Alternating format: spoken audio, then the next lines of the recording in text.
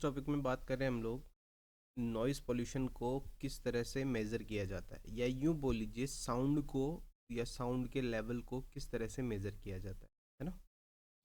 इसमें सबसे पहले हमारे पास में जो मेज़रमेंट के लिए मीटर दे रखा है वो दे रखा है साउंड लेवल मीटर। सबसे इम्पोर्टेंट है क्योंकि सब इंस्ट्रूमेंट में मोस्टली ये यूज़ हो सकता है और सबसे बेसिक है साउंड लेवल मीटर।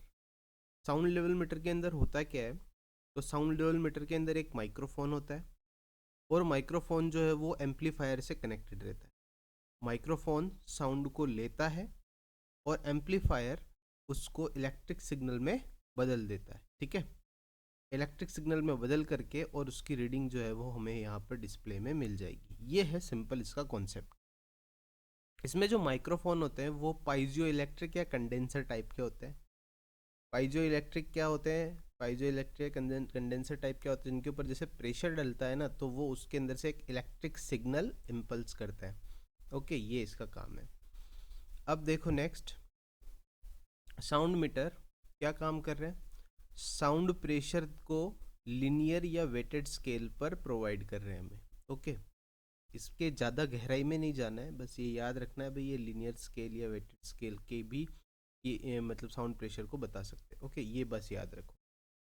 ये रूट मीन स्क्वायर वेलोसिटी देते हैं, रूट मीन स्क्वायर वैल्यू देते हैं, वेलोसिटी नहीं, क्योंकि जनरली केमिस्ट्री में वेलोसिटी वर्ड ज़्यादा यूज़ होता है इसलिए मुंह पर वही रहता है। रूट मीन स्क्वायर वैल्यू का मतलब हो गया कि ये एवरेज देंगे, सीधी सी बात है। इसका मतलब ये नहीं है कि ये पीक वैल्यू को छोड़ देंगे।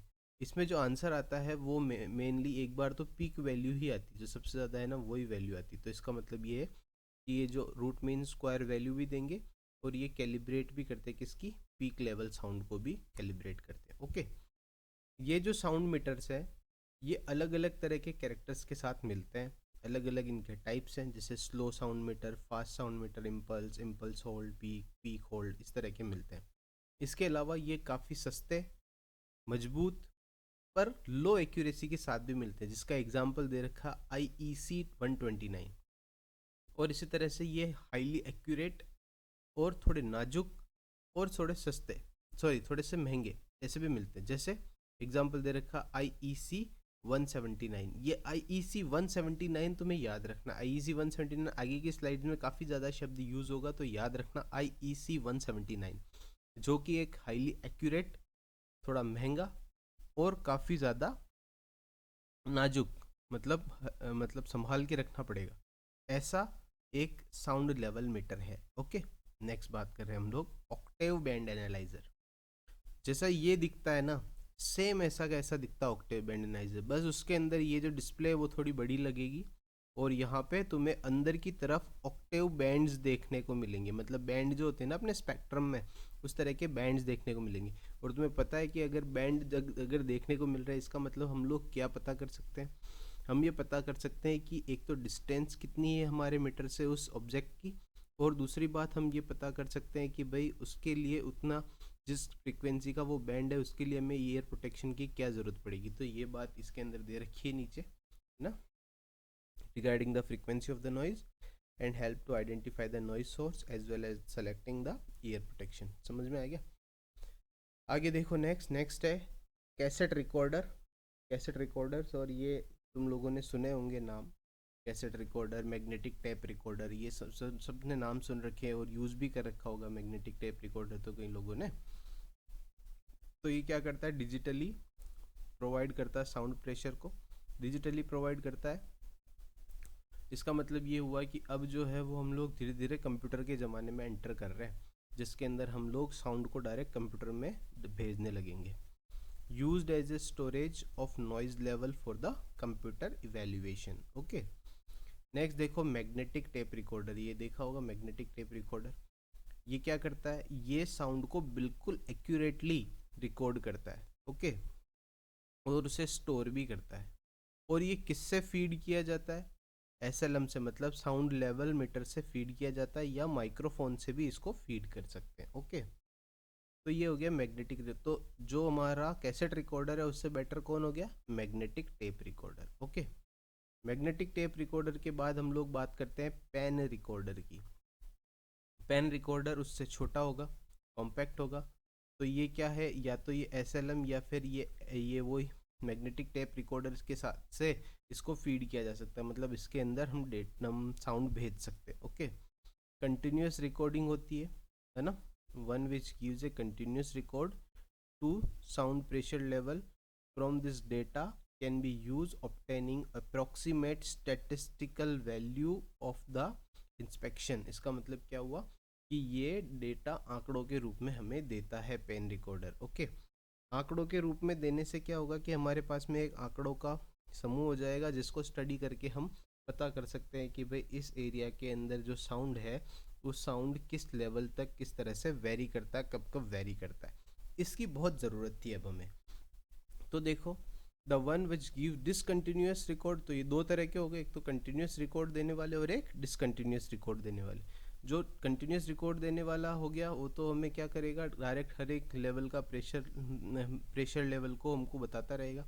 डिसकंटिन्यूस इंटरमिटिंग साउंड मैंने कल बताया था। इंटरमिटिंग साउंड मतलब रुक रुक के, जैसे मशीन के चलने की आवाज़ होती है ना, जो दर्जी मशीन चलाता है, उस तरह से रुक रुक के साउंड हमें प्रोवाइड देता है। ओके, तो ये बात हो गई। ये जो range of device is limited, इसकी रेंज कुछ ही है, मतलब ज़्यादा दूरी तक काम नहीं करेगा और एक साउंड लेवल तक ही ये काम करता है।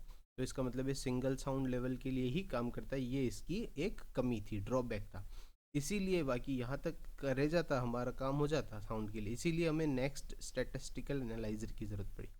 स्टैटिस्टिकल एनालाइज़र काफ़ी एक्सपेंसिव होता है, इसके अंदर एक्यूरेसी बेस्ट होती है, जो कि अभी ये IEC 179 आ गया भैया, साउंड लेवल मीटर IEC 179, ये स्टैटिस्टिकल एनालाइज़र के अंदर लगा होता है।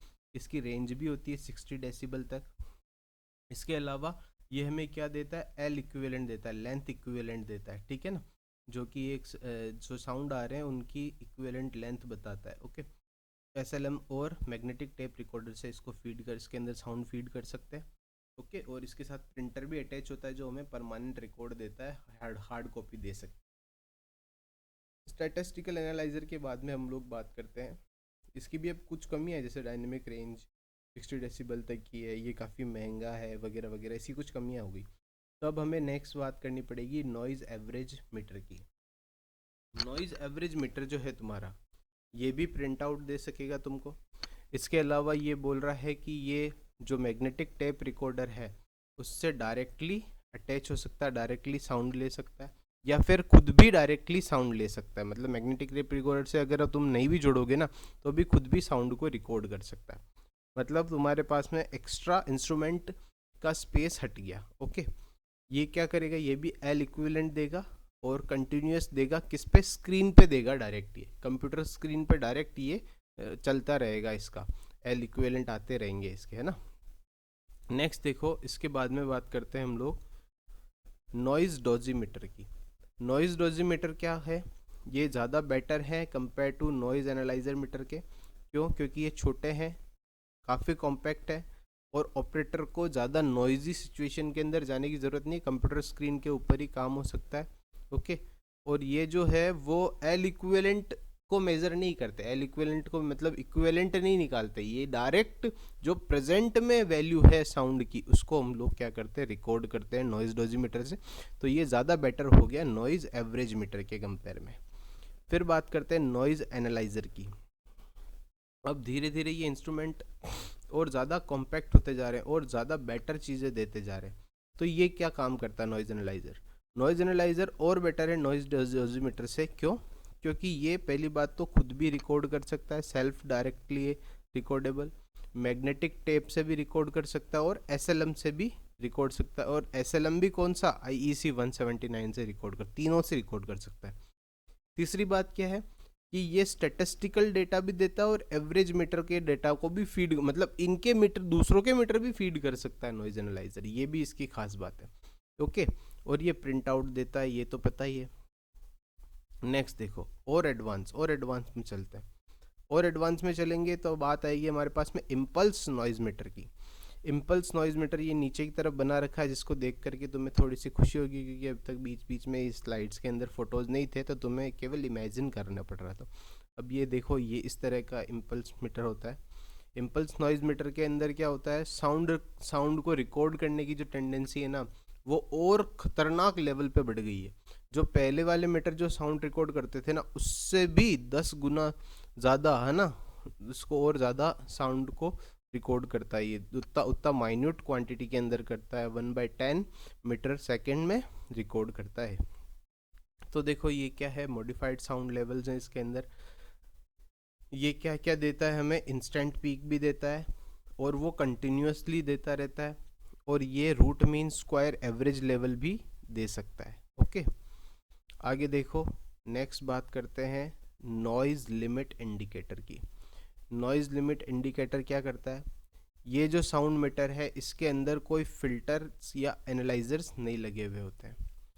ये क्या करता है, डिस्प्ले यूनिट को डायरेक्टली जो भी प्रीडोमिनेंट वैल्यू होती है, पहले से ही फीड वैल्यू होती है, पहले से ही प्री डिटरमाइंड वैल्यू होती है जो डली हुई है, उनके रेस्पॉन्स में ये नॉइज़ जो है वो, भाई क्या है कि एनालाइजर या फिल्टर्स लगे होंगे तो क्या होगा, प्रेजेंट में जो चल रही है उसी को देता रहेगा। पर क्या हुआ कि अगर हमने पहले से ही कंप्यूटर में डेटा फीड करके रख दिया, तो उस डेटा के कंपेयर में ये मैच करता जाएगा कि ये फलाना फलाना डेटा है, तो हमें एनालाइजर की ज़रूरत नहीं पड़ेगी। ओके, ये तो नॉइज़ लिमिट इंडिकेटर का काम है। नेक्स्ट बात करते हैं वाइब्रेशन मीटर। वाइब्रेशन मीटर देखो सबसे बेस्ट, क्यों, क्योंकि जो अब तक के जितने भी मीटर थे वो क्या कर रहे थे, प्रेशर को मेज़र कर रहे थे, और ये डायरेक्ट किस पे डील कर रहा है, वाइब्रेशन पे डील कर रहा है। ठीक है, तो सबसे बेस्ट हो गया वाइब्रेशन मीटर। ये था दोस्तों हमारे पास में अलग अलग टाइप के इंस्ट्रूमेंट्स जो कि नॉइज़ पोल्यूशन को मेज़र करने के काम में आते हैं। होप सो आपको अच्छा लगा होगा। बहुत बहुत धन्यवाद।